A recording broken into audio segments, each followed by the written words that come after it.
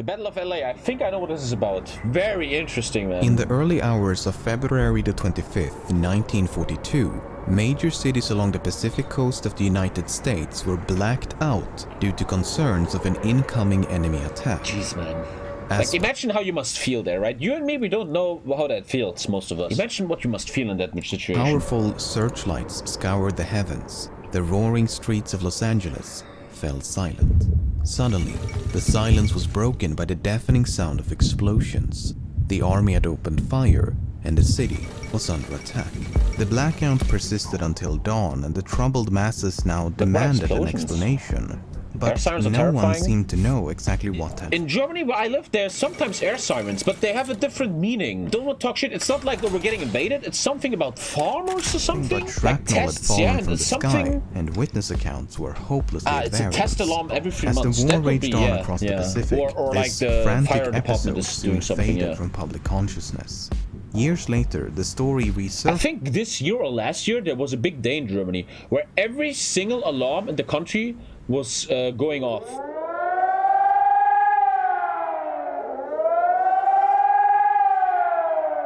It was a big test in Germany. No one saw it, nothing happened, most of them were broken. It was a complete and utter disaster. It was big in the news. It was like today at, I don't know, 5 p.m, all the alarms in Germany go off. And no one cared. No one heard shit, no one gave a fuck, bro. Everybody was still on Twitter. The true nature of the affair had supposedly been covered up by the government, and the Battle of Los Angeles has since become a staple of UFO mythology. I really did it. Look at these explosions, man. Unimaginable, man. Unimaginable. On the morning of December the 7th, 1941, the Imperial Japanese Navy launched a surprise attack. The devastating attack sent shockwaves throughout the country, and in response, the United States formally declared war on Japan the following day. A state of war has existed between the United States and the Japanese Empire.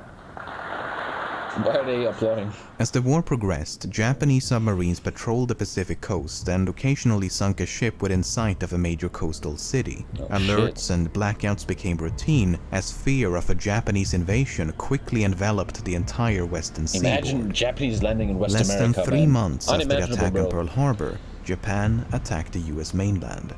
As the sun was setting on February the 23rd, 1942, a Japanese submarine... They didn't know, right? You and me, we have the information now. Japan is gonna get fucking bamboozled into anime, bro. But back then, they didn't know shit, right? You're sitting at home, wait, what? We're at war? Oh god, what's gonna happen? They surfaced a few kilometers northwest of Santa Barbara. After taking aim at Elwood oil field, gunners manned the large deck cannon and opened fire. The shelling lasted for 20 minutes, and more than a dozen exploding shells came raining down on the docks and nearby installations. Although the damage was minimal and without casualties, the attack had a significant impact on public fears, and the threat of a Japanese invasion now seemed imminent. The military maintained a state of readiness that lasted well into the following day. On the evening of February the 24th, Naval Intelligence issued a warning that an attack could be expected within the next 10 hours. As such, the Southern California coast was put on yellow alert.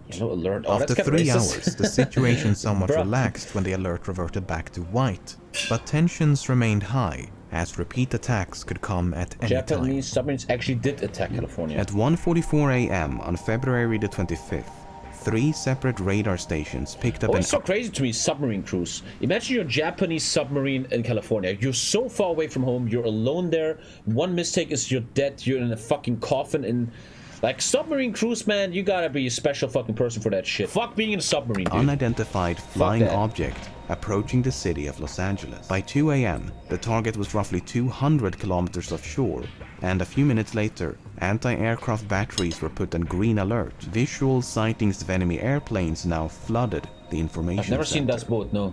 At 3:07, the artillery units were given the order to open fire, and from this point onwards, the skies above Los Angeles erupted like a volcano.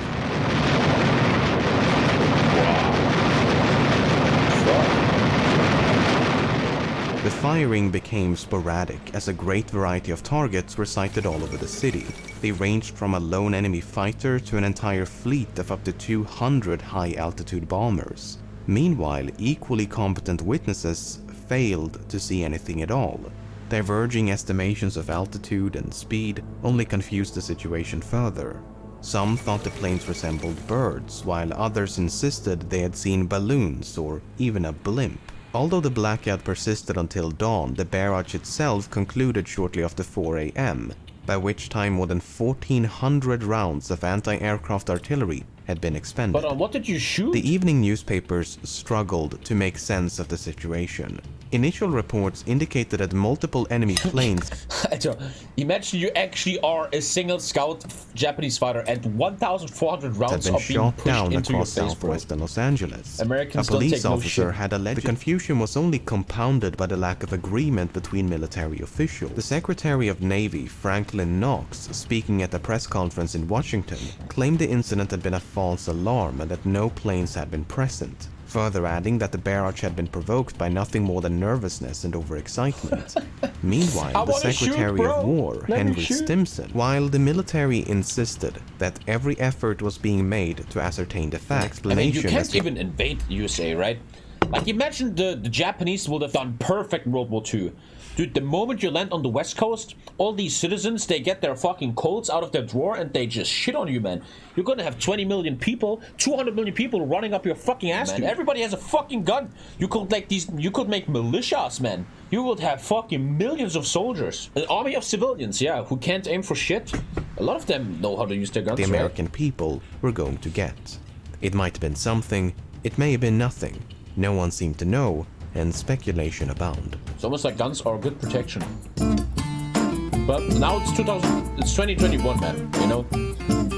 You're gonna get rocketed nowadays and not fucking invaded by a bunch of enemy people.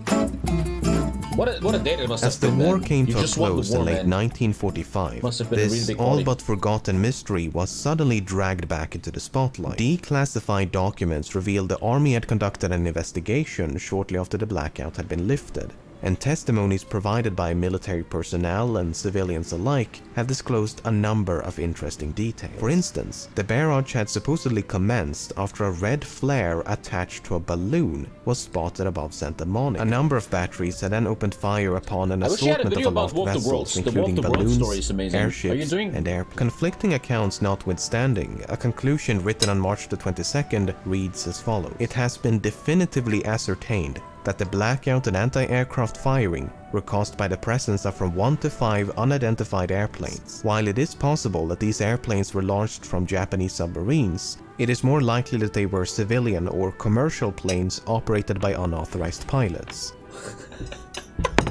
Japanese... Imagine, me and John, we're gonna have a night drive. He has this nice little girl with him. We're gonna show her LA. Let's have a nice fly on. Oh, 1,400 aircraft, bro. Ah, they can't do that. They're American military. What the fuck are they gonna do? Nuke me?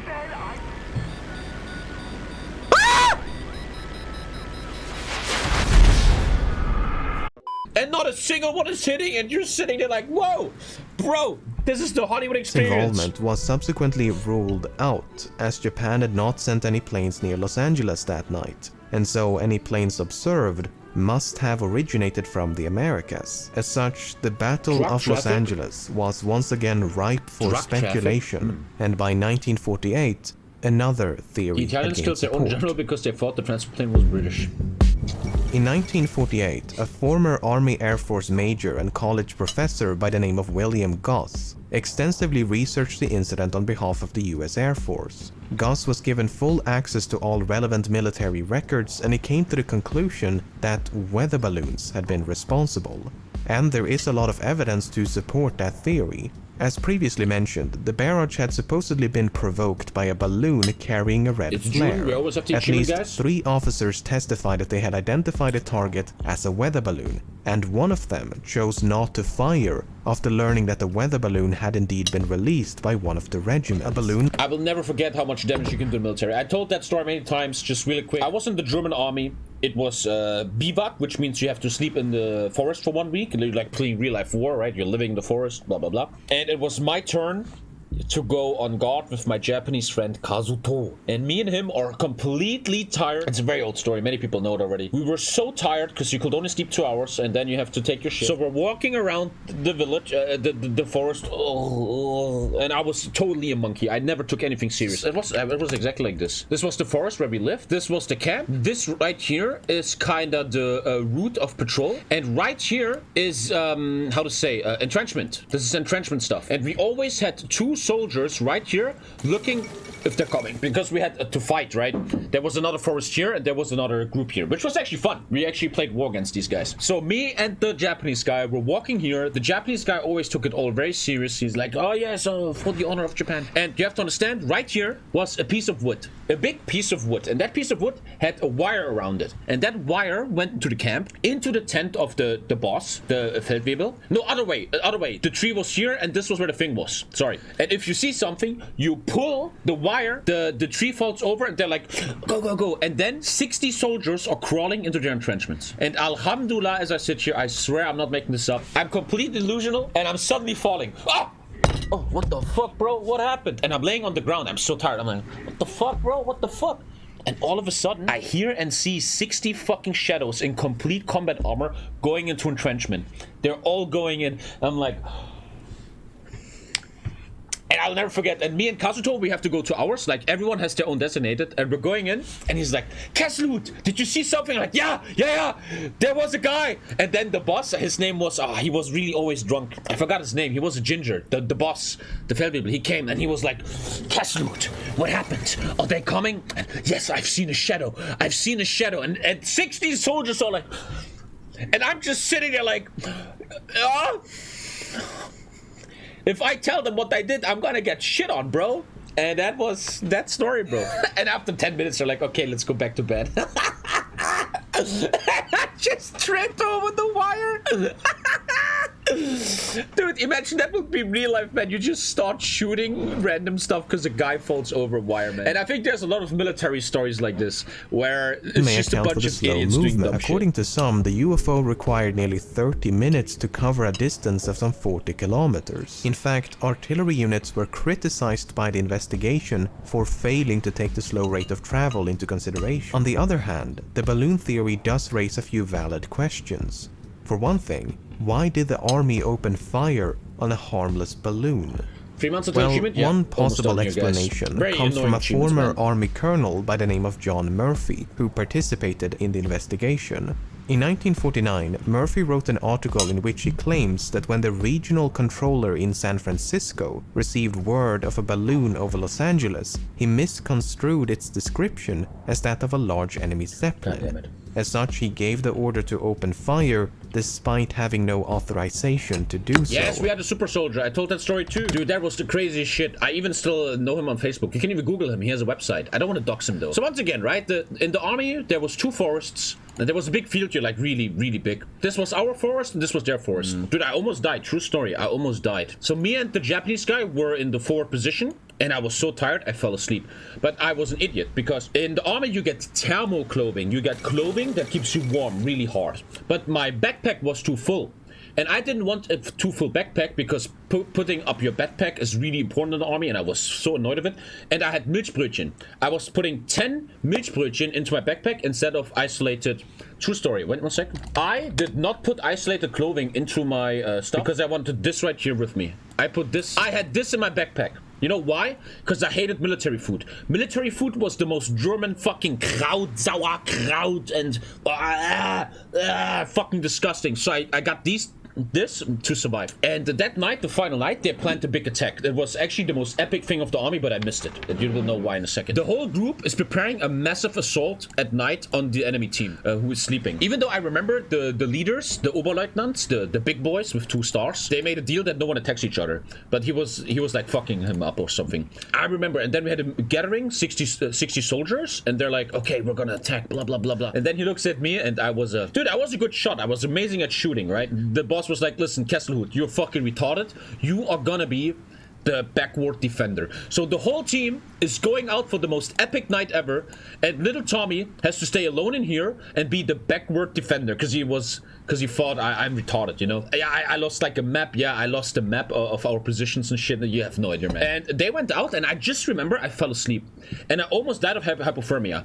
After like some hours at 3 a.m., they had this big battle, this legendary battle where they fucked them up, and they're coming home, and I'm laying there like, and then they took me in, and they put me back into the barracks. They were like 30 minutes away, and I almost had hypothermia, man. I genuinely almost died, no joke. You just fall asleep. You don't realize shit anymore. Like these Russians we just saw in the video. And the funny story was we had the leader of our group. He is now a personal trainer. Yeah, I'm not showing him. I'm not doing that. But he was a machine. That guy, this guy was a complete machine. He was legit a monster. He was pure. He was Arnold Schwarzenegger. He had no emotion. He never smiled. He was young. He was like 29 or 30.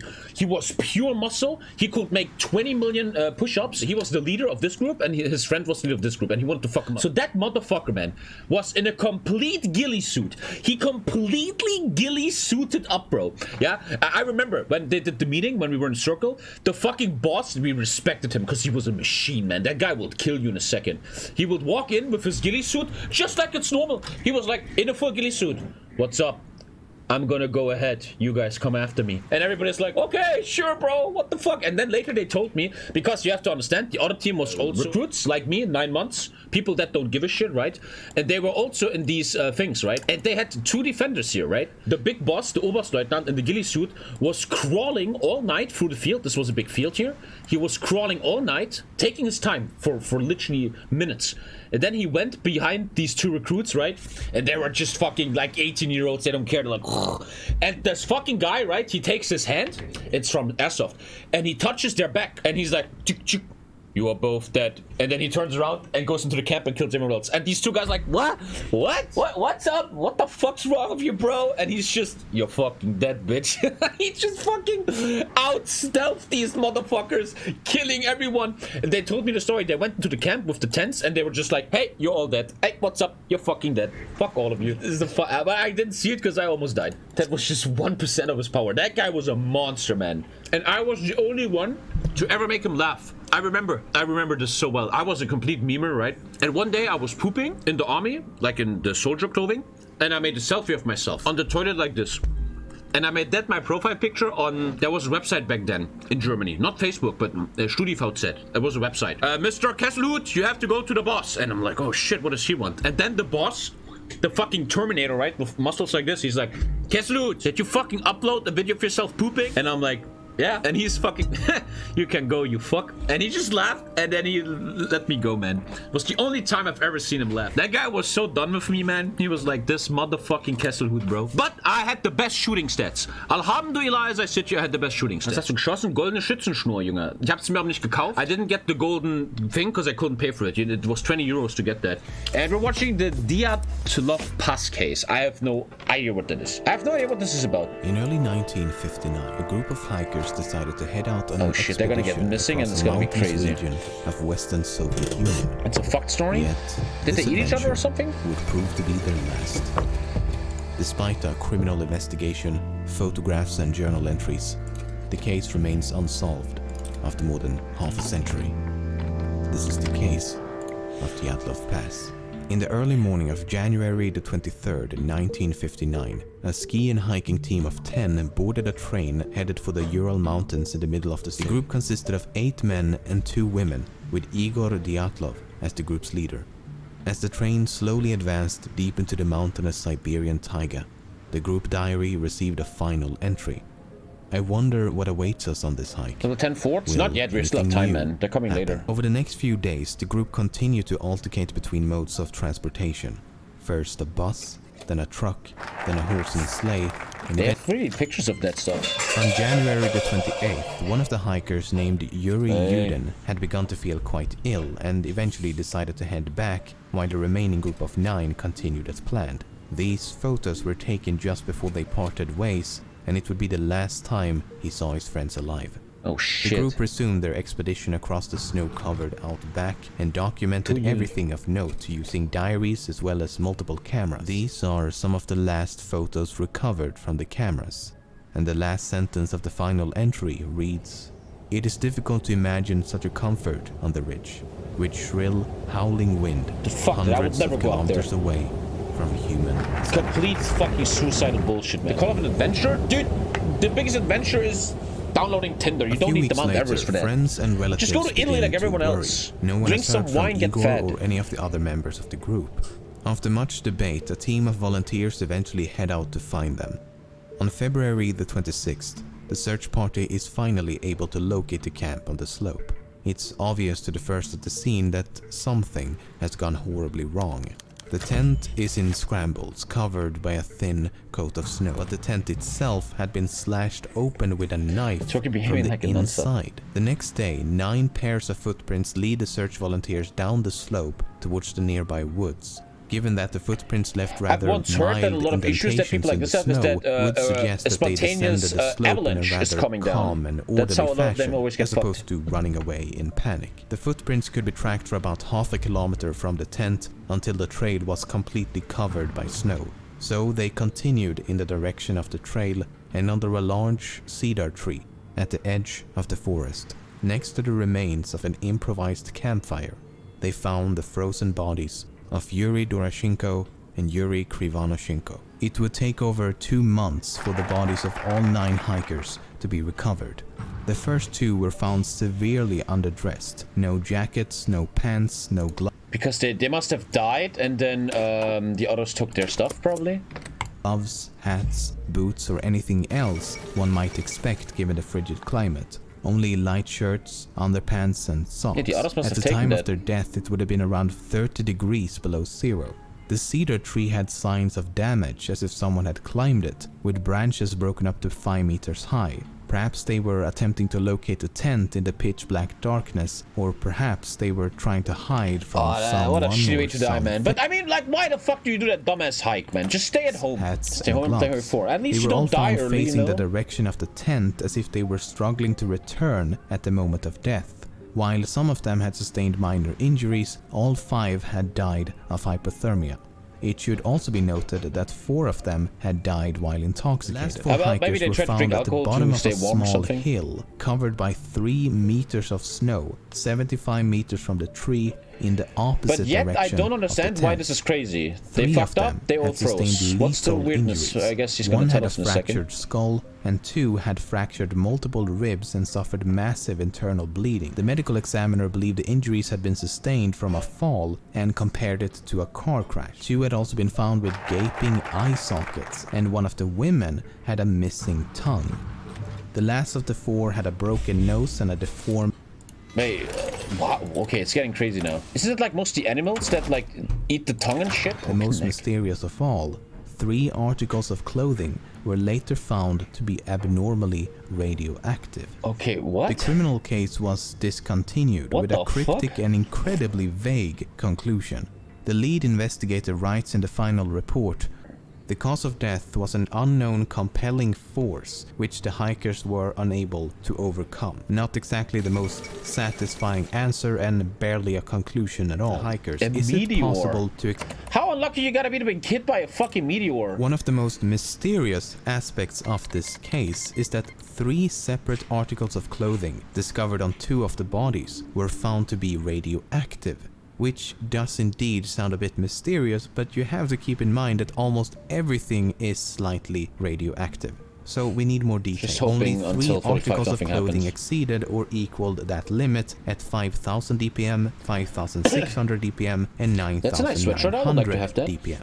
The only explanation given in the report is that the clothes were contaminated as radioactive dust fell from the atmosphere, or the clothes were susceptible to contamination when in contact with radioactive substances.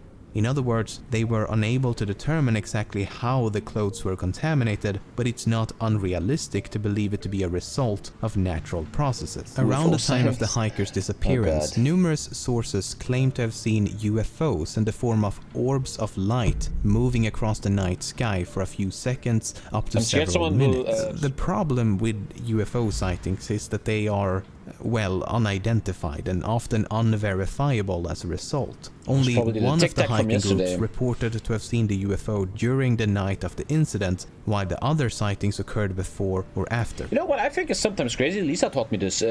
Some years ago, me and Lisa went to the park at night because the whole city was going to the park. It was a summer night.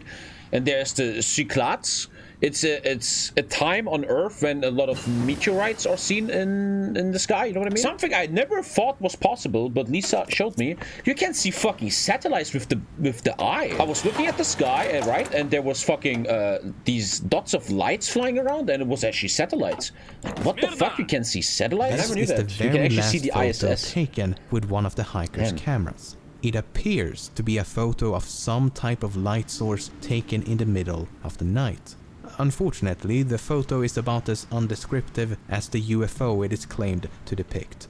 It could no doubt be a photo of a UFO, and it could no doubt be a photo of a candle, flashlight, fire, it's all stove, or so anything random. else. Regardless, it could not have landed close to the hikers, as it would have After been that found tile, by obviously, the you think I search put it teams. away? And if the object had already been recovered, there should have been evidence in the form of a crash site, footprints, and other activity on the ground. So, given the fact that there is no obvious connection between the UFO and Yeah, the that whole hiker's UFO disappearance, thing is so I'll random. put It's this in so the like, spooky who cares? You red never know if herring it's true box. anyway. Why did they leave the tent? Why was it slashed open from the inside? How did some of them sustain such major injuries while the others simply succumbed to the cold? I think the biggest mystery is how it's been If it able to actually remain conclusion a that it was mystery given a the meteor? abundance of information. Dude, that means that one of the guys got hit by the meteor, the one with the broken neck.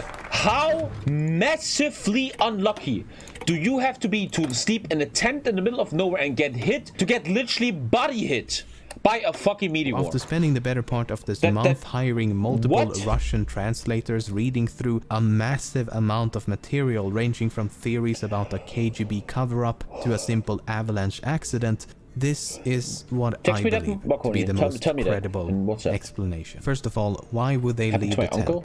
That seems to be the most important missing piece of the the puzzle. old smashing I would gun. argue that the only thing that could make them leave would have to be an immediate threat inside the tent. If Inside? something was outside, such as an animal or a UFO, then there would be no reason to cut the tent open. There were no signs of an avalanche, however, they could have escaped believing an avalanche was tumbling towards them. The problem with that theory is that the footprints show them walking in a calm and orderly manner down the slope, as opposed to running away in panic. So something caused them to panic inside the tent, but once outside, they calmed down and made a conscious decision to walk down the slope.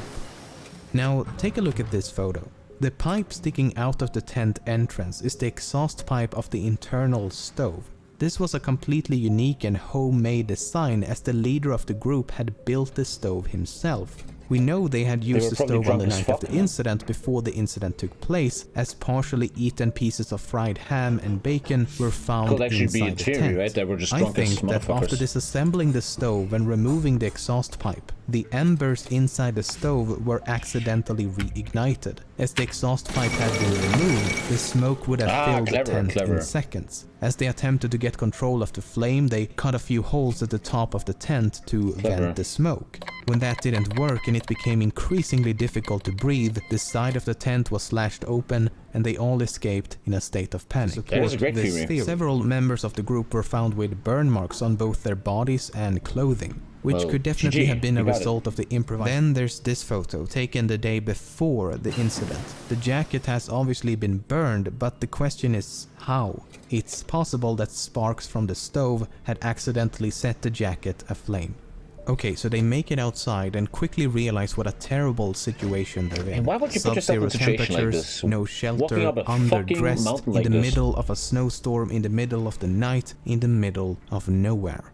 At this point, I think one or more of them made a decision to head for the nearest shelter, which they would have known to be the woods. The reasoning behind this Bored and no decision is internet, likely Russian. Yeah, multifaceted. probably The right. smoke from the tent could have made it impossible to stay within its proximity, and or the smoke may have caused them to believe that the tent was on fire. Some of them were intoxicated, which could Yeah, have affected that their sounds judgment like a as great well as their theory. sensibility to the cold. And they may also have believed Mountain to be climbing is closer healthy, to well, the not for woods them. than they actually were. About 75 meters from the tree, 4 of them trigger a minor avalanche, taking them over the edge of a ravine with a drop of about 3 meters. As the bottom is filled with rocks and ice, they sustain lethal injuries. Ah, fuck. 3 What a of shitty the way other to die, 5 bro. hikers decide to head back for the tent, while the remaining 2 slowly freeze to death around a fading flame. Oh, what a shitty way to go, bro.